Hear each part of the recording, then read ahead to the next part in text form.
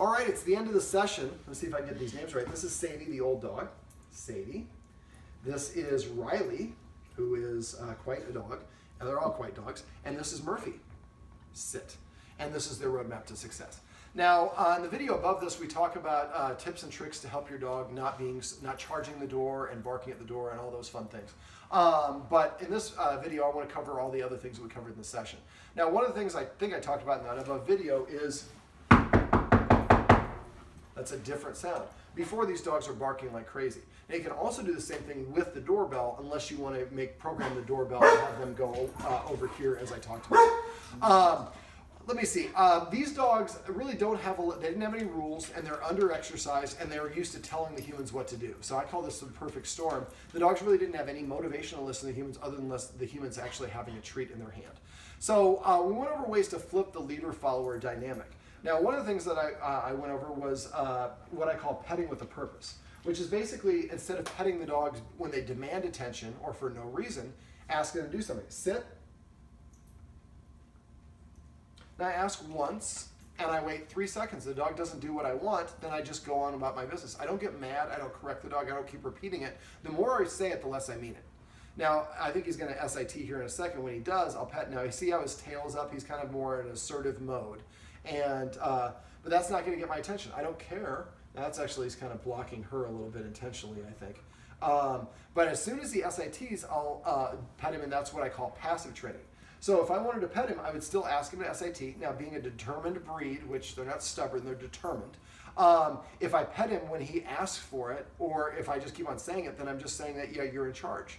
So instead, what I'm doing is I'm just waiting for him to do the thing I want.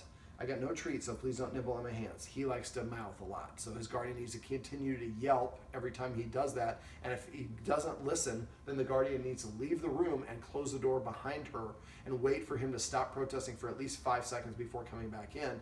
We call that a negative punishment. So I'm about to SIT. Sit, up, sit. Now, he moved away a little bit quickly for me, and that's usually the dog's being punished or snatched. And so we want to try to avoid both of those things. We want him to have a good trust with us. Sit. So again, I'm the leader. I'm not going to listen to you. Who are you? You came in here, you got some great treats, man, but you're not in charge of me. That's fine. Then I don't give you the affection. I can lean back and I cross my legs and I just ignore. And as soon as he SITs, I'm going to be all over him like white on rice. So for passive training, what passive training is rewarding the dog when it offers you a behavior that you want organically. So now he's going and laying down. Crash. And that's okay. There's some tile over there, and he's a Husky. It's Nebraska during the summertime. So he wants to sleep on that or chill out on the cool floor. But basically, if I keep on telling him and re-engaging, sit, sit, sit, sit, sit, I'm just watering down my authority. The more you say it, the less you mean it. So I say it once. If the dog doesn't do it within 3 seconds, I just lean back. After a while, you're playing a little hard to get. And after a while, the dog's be like, but I want some attention. He bark at you, and don't say a word, don't correct.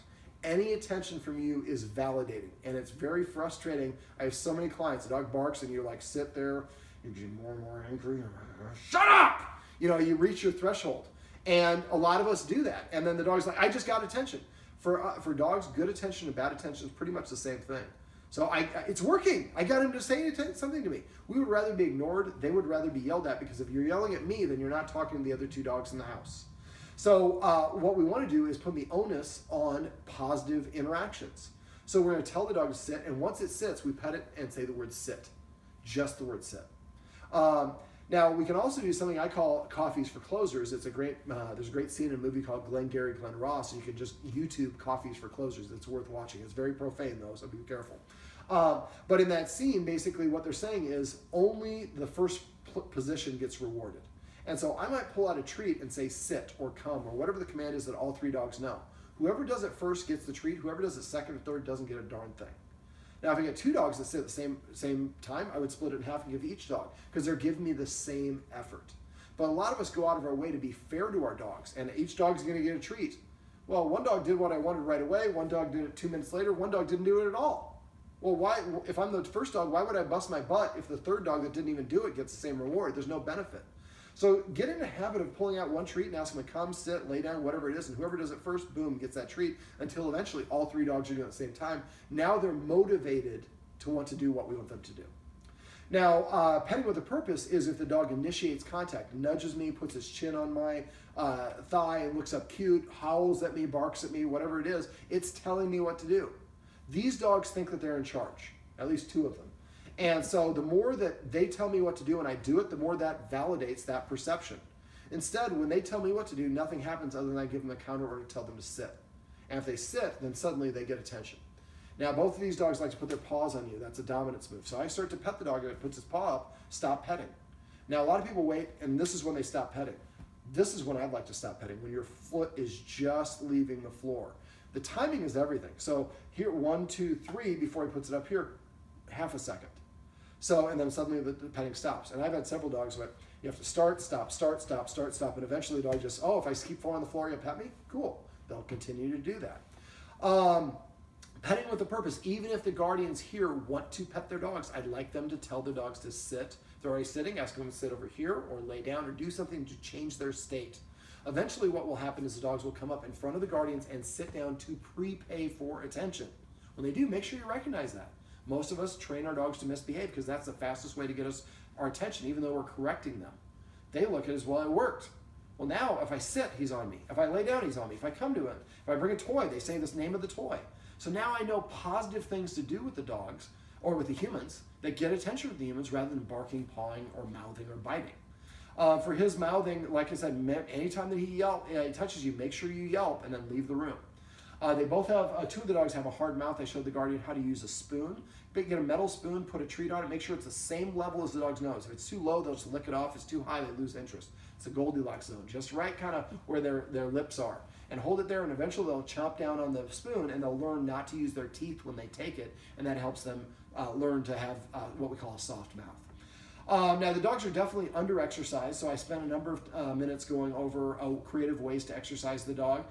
Just going to the top of the stairs. We have a split level stairs, so if you toss a treat against the wall, if you do it right, it might bounce and go down the floor, or just have one guardian upstairs and one guardian downstairs. Do this with only one dog at a time. For all the stuff I'm talking about, practice with one dog at a time. Once that dog knows how to do it, then put it out, then bring the next dog, and once each dog knows how to do it properly, then bring the best 2 dogs together and help them practice together. Only when they're doing it properly, then do you bring the 3rd dog in, and for all these activities. So for the stairs, maybe we have one person upstairs, one person downstairs. Remember, anytime you give a treat, the dog should hear the name of the treat after the treat goes to the dog's mouth. So I have somebody upstairs with a bunch of treats and downstairs, and we tell Murphy, come. He comes up to the top of the stairs, we could pop the treat in his mouth, and now we would say the word up. Then the person downstairs would say, Murphy, come, and he runs down the stairs. We pop the treat in his mouth, and now we say down. And then we keep on doing this, up, down, up, down. And after a while, the dog knows how to go up and down, and you could maybe go to the top of the stairs and throw a treat down, or say down, and the dog goes downstairs and gets it, and you call each up, down as a 1. And then practice it until maybe, the first time I practiced with is an empty stomach, practice with each dog separately, and do as many until that dog stops doing it. Count each up, down as a 1. Maybe one dog has 40, one dog has 30, one dog has 15.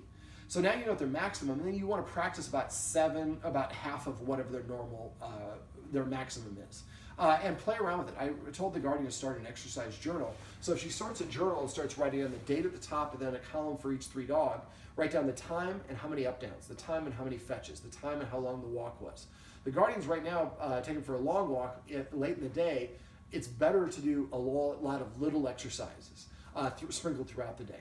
So write down the time and what's going on, time and the fence fighting that they do, the time and how boisterous they were at the door, or the mouthing, or whatever these things are. And there was a time when Riley was barking at me, he wanted attention. So we took the laser, we ran him up and down the stairs, did that for about 2 minutes, and then he laid down like that and he was chill. So when he does demand bark or gets crazy or doing these things, or he gets mouthy, I want you guys to interpret that as the dog's way of saying, I want some attention, and take him out, play fetch. Now, I also, or whatever the activity is. And at the end of the day, and write down the times that you fed them, anything that's noteworthy that's going on. And if there's a fence fighting, write down what was going on at the time as well. There was a guy doing a weed eater. There was construction going across the street. Kids were screaming in the yard. Sometimes you see contributing factors and then you kind of figure it out, what the triggers are. And then at the end of the day, give each dog a separate letter grade, A through F. And then the next day, play around with the number of repetitions or throw in a whole extra fetch or an extra walk or whatever it is, and keep on playing around with those until each dog gets an A grade. Now you know what the dog needs in order to succeed. Now, exercise is not going to fix these dog problems. I spend a lot of time doing sessions showing how to fix those problems. But if we don't deplete the excess energy, fixing those problems is going to be much, much harder. So again, interpret the rambunctiousness as a way of saying, I want to go play. Now, I'd like the guardians also to look for ways to delay gratification. So if we're going and playing fetch, when the dog brings the ball back, drop. Only after you drop do I pick it up. Don't try to take it away from the dog. And once it's coming back and spitting the ball at you, then pick it up and then make it sit. Then throw the ball. And after it does that and sits automatically, then sit and then stay and raise it up and kind of pantomime like you're going to do it several times. And then release as I throw it. So the dog has to practice self-control through an activity they really like. Eat your meat, you get the pudding. Eating the meat is sitting in place. Getting the pudding is being able to chase after it. I'd also like the guardians to practice, 2 of the dogs are kenneled, is practice letting them out of the kennel in that very measured way that we went over. So you open the door and stand there blocking and wait for the dog to sit. Take the steps backwards as I showed you off camera, but eventually the dog, as soon as it sits, it gets to come out. Once it starts sitting right away, as soon as you open the door, then wait for it to lay down. And eventually lay down plus 1 second, plus 2 seconds, plus 5 seconds. I'd like you to get to the point where you can come home and go to one kennel, open it, go to the other kennel, open it, go start making a snack, wash your hands, take your, change clothes, do whatever it is, and then give them each a unique release word.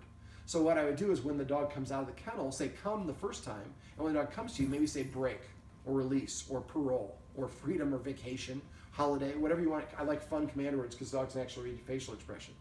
The old dog just got on the couch, but she's not. So basically, also do the same thing with feeding them. I'd like the guardian to feed them in a structured way. So we're going to put food down like in a pantry or somewhere where you have an area where I can control. Now the kitchen has kind of a work island. If you're going to do it back there, maybe just block one side of the work island. But if you have that pantry, I'm guessing a pantry by the refrigerator, it'd be nice to feed them in there. So you put all 3 bowls down and it's one entry point. So I would invite Sadie up first because she's the older dog. And she gets to come in and she gets eaten. She's kind of a lazy eater. I talked to give the guardian some tips about getting her to eat better with some bouillon and warming up the food and stuff like that. Message me if you have questions or forget that. When she's eating, the other dog's not allowed to be within 7 feet of her. For dogs, they eat in the order of their rank. So she's the older dog. We want to give her some status. When she's done and she walks away from a bowl, we pick up the bowl and we dump it empty. Now for her food, because she's a lazy eater, we might dump it in a Tupperware bowl and then hold that for the next meal.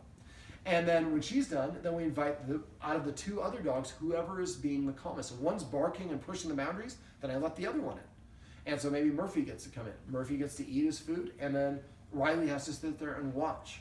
And again, Riley is seeing the guardian acting like a leader because it's controlling the resource, controlling the access point, and making sure being fair for everybody. Even though I really want to do it, I'm also practicing some self-control. I'm building up more respect for my guardian as a leader, and I'm also helping the other dog feel calm and comfortable, not have to look over my shoulder as somebody trying to take my food. It's the most important activity dogs go through. If we just spend a couple minutes adding a little dominion, the first day is going to be the hardest. The first week will be hard. After a week, I have 4 dogs. Sometimes I feed them in the order of rank. I'm not even in the room. And sometimes I forget that I'm feeding the 4th dog, and I go in the kitchen 2 hours later, and he's sitting 10 feet away from his bowl, hasn't eaten food. I always give him extra reward for that, and it doesn't happen often, but that's wonderful self-control, and these dogs need to develop some self-control. I think part of the reason is they're under-exercised, didn't have respect for their humans, but also haven't practiced these things. So adding structure to day-to-day activities that we're going to repeat every day is a wonderful way to practice and develop that self-control and that structure. And petting with a purpose and passive training help boost their self-esteem and help them think that I have to earn my attention. I can't just demand it or take it or get it for no reason whatsoever.